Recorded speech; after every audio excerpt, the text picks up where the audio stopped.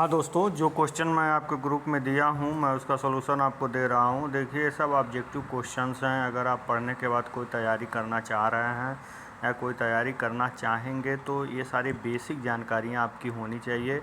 हम तो कहते हैं अगर आप साथ साथ तैयारी भी करते रहेंगे तो आपका कॉन्सेप्ट एकदम क्लियर हो जाएगा। नहीं तो जब आप तैयारी करने जाएंगे तो चीज़ों को एकदम शुरू से फिर से पढ़ना पड़ेगा। इसलिए साथ साथ में आप तैयारी भी करते रहिए। फिर आपका जैसे सिलेबस लॉन्च होता है फिर आपका कोर्स भी चलता रहेगा। इससे आपको डबल बेनिफिट मिलेगा और इनका कोई एक्स्ट्रा चार्ज थोड़े ही है। इसी में हम पूरी आपको तैयारी का क्वेश्चन भी डालेंगे और थियरी भी आपका हम पढ़ाएंगे। इसलिए आप बस साथ दें और साथ बनाए रखें। आप भी थोड़ा इंटरेस्ट लें, मैं आपका बहुत ज़्यादा हेल्प करूँगा।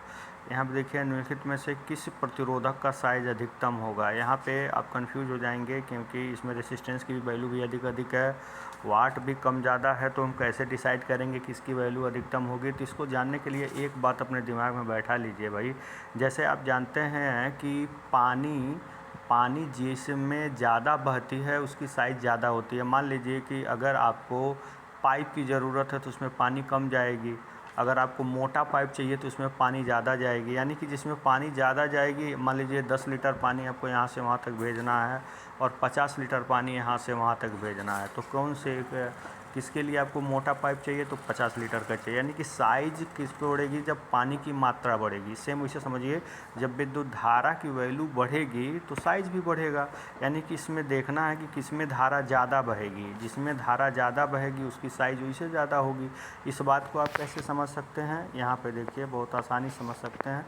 इन तीनों में आप ध्यान दीजिए कि 10 ओम मतलब सबसे कम रेसिस्टेंस 10 ओम ही है। तो कम प्रतिरोध होने का मतलब धारा का विरोध कम होगा, धारा ज़्यादा बहेगी। तो जाहिर सी बात है कि 10 ओम वाले में ज़्यादा धारा बहेगी तो इसका साइज़ ज़्यादा होगा। क्योंकि हमने अभी भी रिलेट किया पानी से, पानी की मात्रा ज़्यादा है तो आपका पाइप मोटा लगेगा, वैसे समझ सकते हैं। लेकिन साथ साथ में वाट भी दिया है, तो देखिए इसमें 50 वाट भी दिया हुआ, ये भी आपको धारा को बढ़ाने में क्या करेगा, मदद करेगा।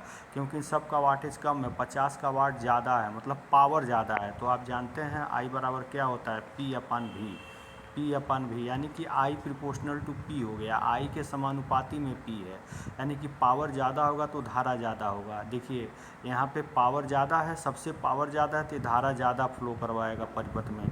और प्रतिरोध सबसे कम है तो कम प्रतिरोध होने का मतलब धारा ज़्यादा बहेगी। इसीलिए आपका ऑप्शन ये सही हो जाएगा। This point is very important to know you.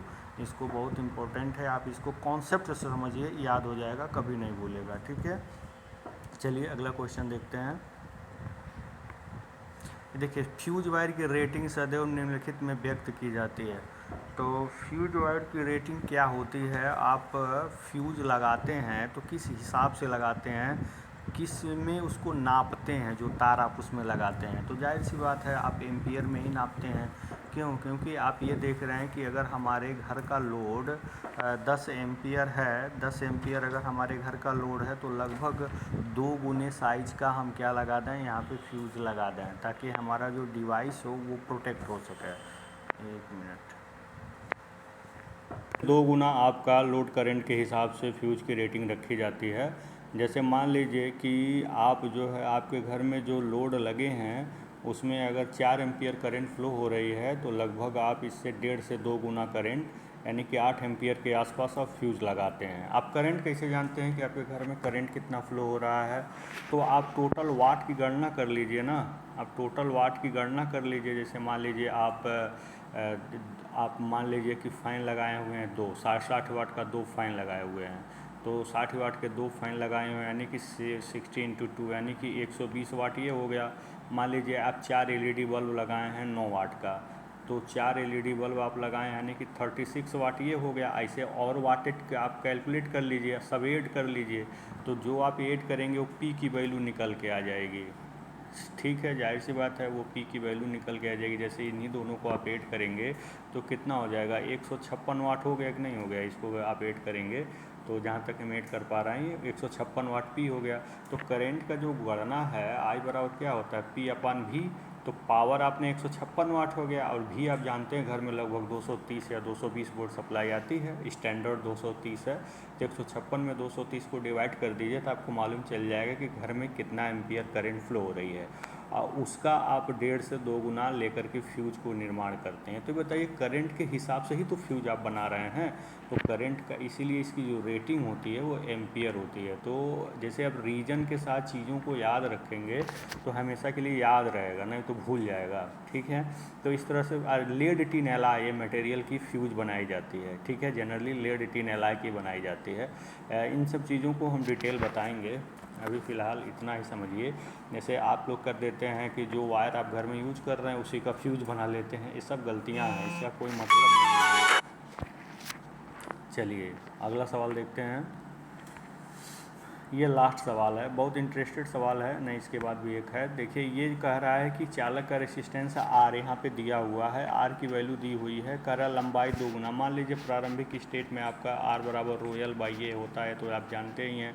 अब लेंथ को 2 गुना कर दे रहा है, ऊपर लेंथ हो गया 2 गुना, ठीक है, यानी कि ये आपका 2 गुना हो गया। क्रॉस सेक्शनल एरिया आधा हो गई, यही बताइए ना। अब 2 ऊपर चला गया तो 4 हो गया कि नहीं हो गया, 4 रो एल बाई ए हुआ कि नहीं हुआ। आर ओ एल बाई इजिकल टू क्या है, R1 है। भाई लेंथ को 2 गुना कर दिया और क्रॉस सेक्शनल एरिया यानी कि क्षेत्रफल को आधा कर दिया, तो 2 ऊपर जाएगा तो 4 हो जाएगा, तो 4 रोयल बाई ए यानी कि 4 गुना हो जाएगा। जाहिर सी बात है कि कितना सिंपल है सवाल है, आप लगा सकते हैं, ठीक है। चलिए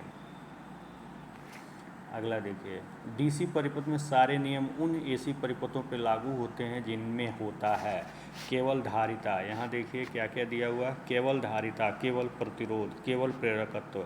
एक बात आपको विशेष ध्यान देने वाली बात है कि डीसी परिपथ के नियम केवल और केवल रेसिस्टेंस पे ही काम करते हैं।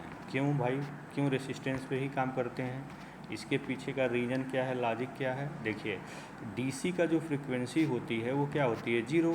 तो ये बताइए जो रिएक्टेंस है, इंडक्टर का जो रिएक्टेंस है उसको हम क्या कहते हैं, एक्सएल 2πfl। ये बताइए तो डीसी के लिए 0 हो गया कि नहीं हो गया, फ्रीक्वेंसी 0, पूरी वैल्यू 0।